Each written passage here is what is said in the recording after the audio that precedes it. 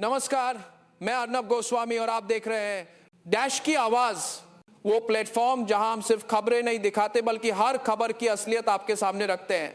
यहां हमारा मकसद सिर्फ सूचना देना नहीं बल्कि आपकी पेंशन, आपकी जेब, आपके अधिकार और आपके भविष्य से जुड़ी हर बड़ी खबर को सबसे पहले, सबसे साफ और रिसर्च के साथ आपके तक पहुंचाना है। इस चैनल पर आप जो भी अपडेट देखेंगे वो अफवाहों पर नहीं, फैक्ट्स और डॉक्यूमेंट्स पर आधारित होगा। हमारा फोकस सिर्फ एक है, आपके परिवार का बजट, आपकी मासिक पेंशन और आने वाले सालों की आर्थिक सुरक्षा। अगर आप चाहते हैं कि पेंशन से जुड़ी कोई भी अहम जानकारी आपसे मिस ना हो तो डैश की आवाज को जरूर सब्सक्राइब कीजिए, नोटिफिकेशन बेल ऑन कीजिए और इस जागरूक परिवार का हिस्सा बनिए। आज की तारीख उन लाखों साथियों के लिए खास मानी जा सकती है जिन्होंने अपनी जवानी फैक्ट्री की मशीनों के शोर में, दफ्तरों की फाइलों के बोझ में, खेतों की मिट्टी और खदानों की गहराइयों में गुजार दी और अब बुढ़ापे में ईपीएस 95 पेंशन पर जिंदगी चला रहे हैं। सालों से आप जिन फैसलों का इंतजार कर रहे थे, जिनके लिए आपने धरने दिए, यात्राएं की, ज्ञापन सौंपे, दफ्तरों के चक्कर लगाए और कोर्ट तक की लड़ाई लड़ी, उस लंबे संघर्ष का नतीजा अब धीरे धीरे सामने आता दिख रहा है। ये सिर्फ कुछ रुपये बढ़ने या घटने का सवाल नहीं है, ये आपके सम्मान, आपके आत्मसम्मान और आपके सुरक्षित बुजुर्ग जीवन का सवाल है। आप में से बहुत से साथी, खासकर जो हमारे नियमित दर्शक और सब्सक्राइबर हैं, पहले दिन से यही पूछते रहे कि मेरी पेंशन पर सुप्रीम कोर्ट के फैसले का क्या असर होगा, मेरी सेवा कितने साल मानी जाएगी, मेरी जेब में हर महीने कितना आ सकता है और ये सब कब से लागू होगा। आज की ये पूरी स्क्रिप्ट उसी बेचैनी और उसी जिज्ञासा का जवाब है।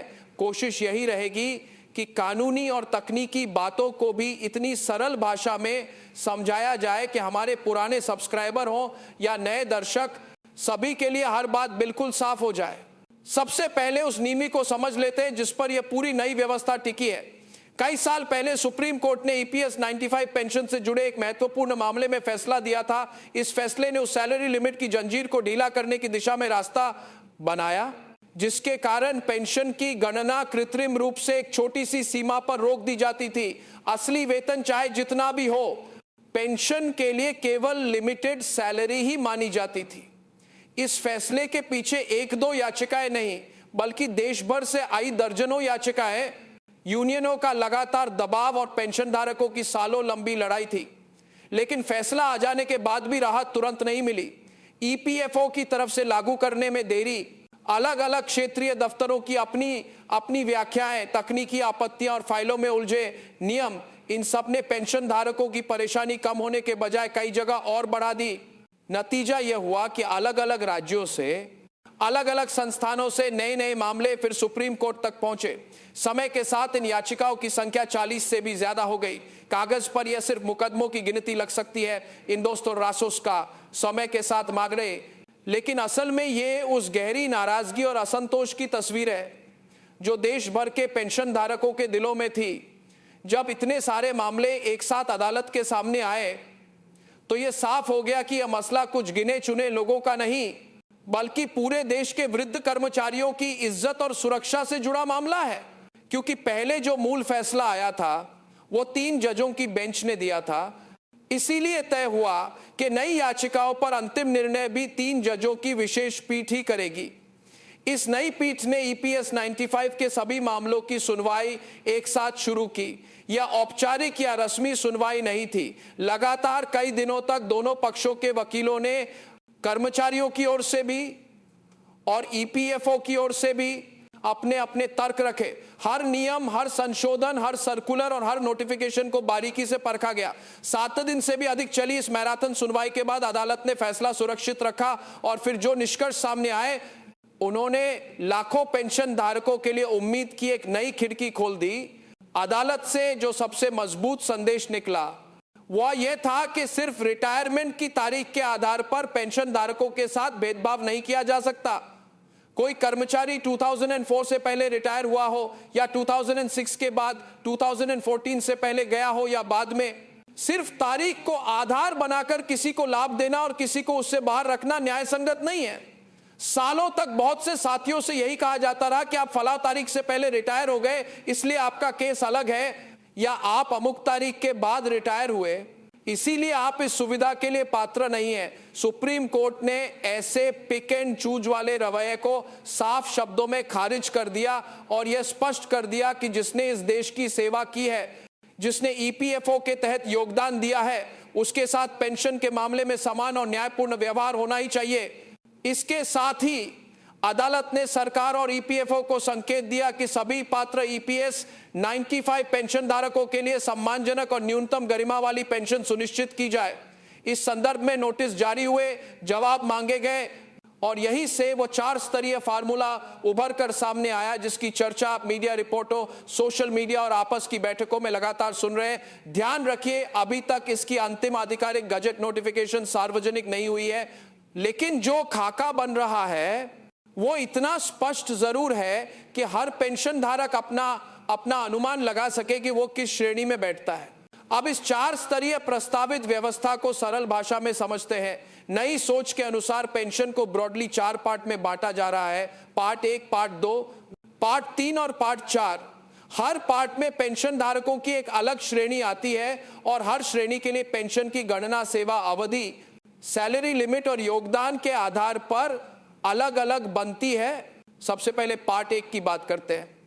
इस श्रेणी में वे साथी आते हैं जिनकी पेंशन योग्य सेवा लगभग 10 साल या उससे कम मानी जा रही है, यानी उन्होंने न्यूनतम सेवा अवधि तो पूरी की जिसके बाद पेंशन का अधिकार बनता है, लेकिन किसी कारण से लंबी नौकरी नहीं कर पाए, कहीं कंपनी बंद हो गई, कहीं प्राइवेट सेक्टर की अस्थिरता ने बीच में रोक दिया, कहीं परिवार या बीमारी के कारण नौकरी छोड़नी पड़ी। जमीन पर जो गणना अभी बहुत से मामलों में चल रही है वह पुरानी सैलरी सीलिंग लगभग 15,000 रुपये पर आधारित है। इसी लिमिट पर 10 साल या उससे कम सेवा के लिए जो पेंशन निकलती है वो आज की तारीख में लगभग 1000 से 1600 रुपये मासिक के आसपास बैठती है। हमारे कई दर्शक और सब्सक्राइबर आज भी इसी बेहद सीमित राशि पर अपना गुजारा कर रहे हैं, जबकि महंगाई, दवाई और रोजमर्रा के खर्चों का दबाव दिन ब दिन बढ़ता जा रहा है। नई व्यवस्था का उद्देश्य यह बताया जा रहा है कि इस न्यूनतम स्तर को कुछ ऊपर उठाया जाए ताकि जिन लोगों ने सीमित समय ही सही लेकिन व्यवस्थित तरीके से योगदान दिया है उन्हें भी कम से कम एक सम्मानजनक आधार मिल सके। अभी राशि कितनी होगी यह अंतिम नोटिफिकेशन के बाद ही तय हो पाएगा, लेकिन दिशा साफ है, सबसे नीचे बैठे पेंशन धारकों को भी थोड़ा मजबूती देना। अब आते हैं पार्ट 2 पर। यह वो श्रेणी है जहां पेंशन धारकों की संख्या काफी बड़ी है। यहां वे लोग आते हैं जिनकी पेंशन योग्य सेवा लगभग 15 साल से लेकर 25 साल तक है। इन्होंने 1.5 से 2.5 दशक तक लगातार योगदान किया, यानी अपने जीवन का बहुत बड़ा हिस्सा ईपीएफओ के तहत नौकरी करते हुए गुजारा, लेकिन 30 या 35 साल की लंबी सेवा तक नहीं पहुंच सके। ये वर्ग अधिकतर प्राइवेट सेक्टर, ठेका व्यवस्था और छोटी बड़ी कंपनियों से जुड़ा रहा है, जहां नौकरी की स्थिरता कम होती है। इस श्रेणी के लिए भी गणना का आधार अधिकतर वही 15,000 रुपये की सैलरी सीलिंग मानी जा रही है, जब तक कि किसी ने अलग से हायर पेंशन ऑप्शन न अपनाया हो। अनुमानित रूप से देखा जाए तो लगभग 15 साल सेवा वाले पेंशन धारक के लिए पेंशन करीब 3,500 रुपये के बीच बनती दिखाई देती है। अगर सेवा अवधि 20 साल के आसपास है तो यह राशि लगभग 4,500 रुपये तक पहुंच सकती है, और जो साथी 25 साल तक ईपीएफओ के तहत नौकरी करते रहे उनके लिए पेंशन लगभग 5,700 रुपये के आसपास बैठ सकती है। यह वर्ग ऐसा है जहां पेंशन न तो इतनी कम है कि 2 वक्त की रोटी भी मुश्किल हो जाए और न इतनी अधिक कि हर जरूरत आराम से पूरी हो सके। किराया, दवाई, बिजली, घरेलू सामान और बच्चों पोते पोतियों के लिए कुछ छोटी मोटी मदद, सबके बीच महीने भर का बजट बहुत तंग होकर चलता है। यहां हमारे सब्सक्राइबर अक्सर यह सवाल पूछते हैं कि क्या पार्ट 2 वालों की पेंशन में भी कोई बड़ा उछाल आएगा या सिर्फ मामूली सुधार होगा। हकीकत यह है कि अभी जो संकेत है उनमें इस वर्ग के लिए भी कुछ ना कुछ बढ़ोतरी की उम्मीद है, लेकिन कितनी होगी यह सरकार और ईपीएफओ के अंतिम फार्मूले पर निर्भर करेगा। इतना जरूर है कि अदालत के साफ संदेश के बाद इस वर्ग के साथ सिर्फ तारीख के आधार पर भेदभाव करना अब संभव नहीं होगा। अब बात करते हैं सबसे चर्चित पार्ट 3 की। यह श्रेणी उन पेंशन धारकों के लिए है जिनकी पेंशन योग्य सेवा 30 साल या उससे अधिक है, खासकर 30 से 35 साल और उससे आगे तक। इन साथियों ने अपनी पूरी जवानी और पूरा कामकाजी जीवन ईपीएफओ प्रणाली के तहत नौकरी करते हुए गुजारा है। यही वे लोग हैं जिन्होंने दशकों तक यह मांग उठाई कि उन्हें एक फिक्स न्यूनतम पेंशन मिले जिस पर दिए अलग से जोड़ा जाए ताकि बुढ़ापे में वे दूसरों पर निर्भर न हो। यहीं से 7,500 रुपये fix basic pension plus DA वाला फार्मूला सामने आता है।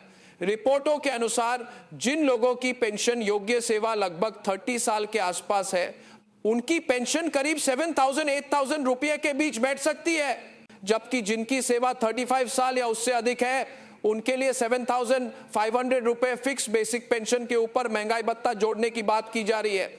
यह वही मांग है जो ईपीएस 95 के मंचों, धरनों, ज्ञापनों और बैठकों में सालों से गूंजती रही है और हमारे कई दर्शक व सब्सक्राइबर भी इसी मांग को लेकर लगातार सवाल करते रहे हैं।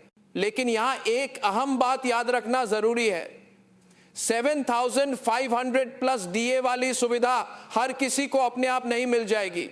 यह लाभ उन लोगों के लिए माना जा रहा है जिन्होंने सचमुच 35 साल या उससे ज्यादा पेंशन योग्य सेवा दी है और जिनका पूरा रिकॉर्ड ईपीएफओ की फाइलों में साफ साफ दर्ज है। अगर किसी ने 31, 32 या 33 साल सेवा की है तो वो पार्ट 3 में तो जरूर आएगा, लेकिन 7,500 वाले फिक्स फार्मूले के लिए अलग मानदंड हो सकते हैं। इसीलिए हर साथी के लिए जरूरी है कि वो अपने service record, joining date, retirement date और हर महीने कट्टे योगदान को ध्यान से मिलान कर ले। छोटी सी गलती या मिसमैच आगे चलकर पेंशन की गणना में बड़ा फर्क डाल सकता है। अब आते हैं पार्ट 4 पर, जो सबसे आकर्षक भी है और सबसे तकनीकी भी। यह श्रेणी उन पेंशन धारकों की है जिन्होंने सुप्रीम कोर्ट के फैसले के बाद हायर पेंशन ऑप्शन चुना है या चुनने की प्रक्रिया में रहे हैं। इस विकल्प के तहत कर्मचारी और नियोक्ता दोनों पुरानी लिमिटेड सैलरी पर नहीं बल्कि वास्तविक सैलरी पर अंशदान करते हैं। यानी अगर किसी की सैलरी 30,000 या 40,000 है तो पूरा योगदान उसी पर आधारित होता है। सिर्फ 15,000 की लिमिट पर नहीं रुकता, बदले में पेंशन की गणना भी उसी वास्तविक औसत वेतन के आधार पर होती है। पार्ट 4 का मूल विचार सरल है, आपकी औसत वास्तविक सैलरी की लगभग आधी पेंशन। उदाहरण के लिए, अगर किसी व्यक्ति ने लगभग 35 साल तक योगदान किया और उसकी औसत सैलरी 23,000 रुपये रही, तो अनुमानित तौर पर उसकी पेंशन लगभग 11,000-12,000 रुपये के आसपास बन सकती है। अगर औसत वेतन 25,000 रुपये है तो पेंशन 12,000-13,000 के बीच जा सकती है।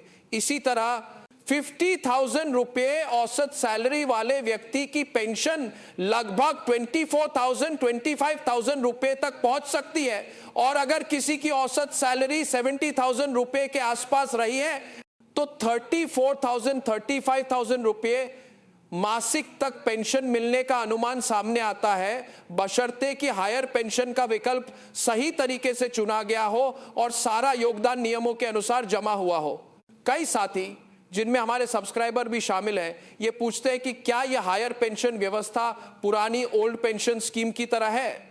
बिल्कुल वैसी नहीं है, क्योंकि यहां सब कुछ योगदान पर आधारित है, लेकिन सैलरी का लगभग आधा हिस्सा पेंशन वाला विचार ओपीएस जैसी सुरक्षा का एहसास जरूर देता है।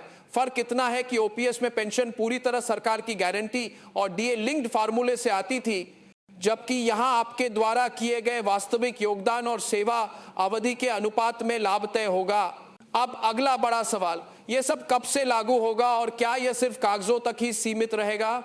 सुप्रीम कोर्ट ने अपनी तरफ से भेदभाव के खिलाफ साफ टिप्पणी कर दी है और सरकार व ईपीएफओ को दिशा दे दी है, लेकिन व्यावहारिक लागू होना अभी भी सरकार और विभाग के हाथ में है। वही तय करेंगे कि अंतिम सर्कुलर कब जारी होगा, किस तारीख से प्रभावी होगा, अरियर्स कैसे और किस अवधि के लिए दिए जाएंगे। अभी जो भी चर्चा है वो मीडिया रिपोर्टों, आंतरिक पत्रों और अदालत की कार्यवाही पर आधारित है। आधिकारिक कॉपी जैसे ही सार्वजनिक होगी तभी एक एक आंकड़ा पूरी तरह स्पष्ट हो पाएगा। इस बीच आपके लिए सबसे जरूरी काम यह है कि आप अपने सभी रिकॉर्ड व्यवस्थित कर ले।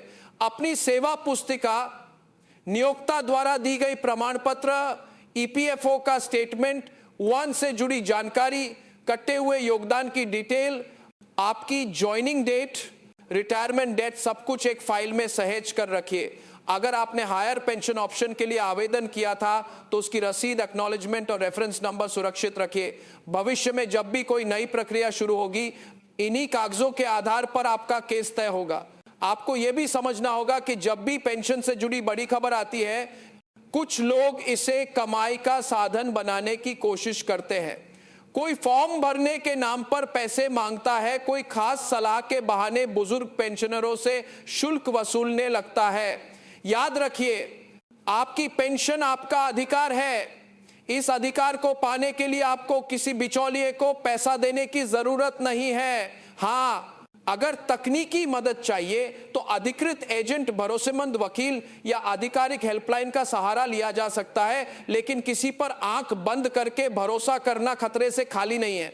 अब एक बार पूरी बात को संक्षेप में लेकिन साफ तरीके से दोहराते हैं, ताकि हमारे पुराने सब्सक्राइबर हों या आज पहली बार जुड़े नए दर्शक, सबके दिमाग में तस्वीर बिल्कुल क्लियर हो जाए। सुप्रीम कोर्ट ने कह दिया है कि रिटायरमेंट की तारीख के आधार पर भेदभाव नहीं होगा और सभी योग्य ईपीएस 95 पेंशन धारकों के लिए सम्मानजनक पेंशन सुनिश्चित करनी ही होगी। प्रस्तावित व्यवस्था के अनुसार पेंशन को 4 पार्ट में बांटा जा रहा है। पार्ट 1 लगभग 10 साल या उससे कम सेवा वाले, पार्ट 2 15 से 25 साल सेवा वाले, पार्ट 3 30 से 35 साल और उससे अधिक सेवा वाले, और पार्ट 4 हायर पेंशन ऑप्शन चुनने वाले पेंशन धारक, जिनकी पेंशन उनकी वास्तविक औसत सैलरी की लगभग आधी तक पहुंच सकती है। ये सारी गणनाएं अभी तक आधिकारिक गजट के रूप में नहीं आई है। जैसे ही सरकार और ईपीएफओ की तरफ से अंतिम सर्कुलर जारी होगा, उसके बाद ही बिल्कुल सही आंकड़े और लागू होने की तारीखें सामने आएंगी। इसीलिए यह समय घबराने का नहीं, बल्कि सतर्क रहने और अपने दस्तावेज मजबूत रखने का है। कई बार छोटी सी गलती आगे चलकर बड़ा नुकसान करा देती है। इसीलिए किसी भी फॉर्म या प्रक्रिया को भरते समय हर लाइन ध्यान से पढ़िए। आपने दशकों तक इस देश की सेवा की, टैक्स दिया, मेहनत की। अब बुढ़ापे में कम से कम इतना तो आपका हक है कि आपको अपनी दवा, दारू, किराया, बिजली, राशन और बच्चों पोते पोतियों से मिलने जुलने के लिए किसी के सामने हाथ न फैलाना पड़े। हमारे दर्शकों और सब्सक्राइबर साथियों की यही उम्मीद और यही मांग है कि सरकार और विभाग इस 4 स्तरीय फार्मूले को ईमानदारी के साथ जमीन पर उतारें। अदालत ने अपना काम कर दिया है, अब बारी नीति निर्माता और सिस्टम की है। इन्हीं शब्दों के साथ देश भर के सभी ईपीएस 95 पेंशन धारकों के संघर्ष को सलाम, आपके धैर्य को प्रणाम और आपके सुरक्षित सम्मानजनक भविष्य की दिल से कामना। अपना ख्याल रखिए, स्वस्थ रहिए, जागरूक रहिए। इंदौर प्रेजेंट एरिया, बनिसिट पूरिया और अपने सभी साथी पेंशनरों तक ये जानकारी जरूर पहुंचाइए। धन्यवाद।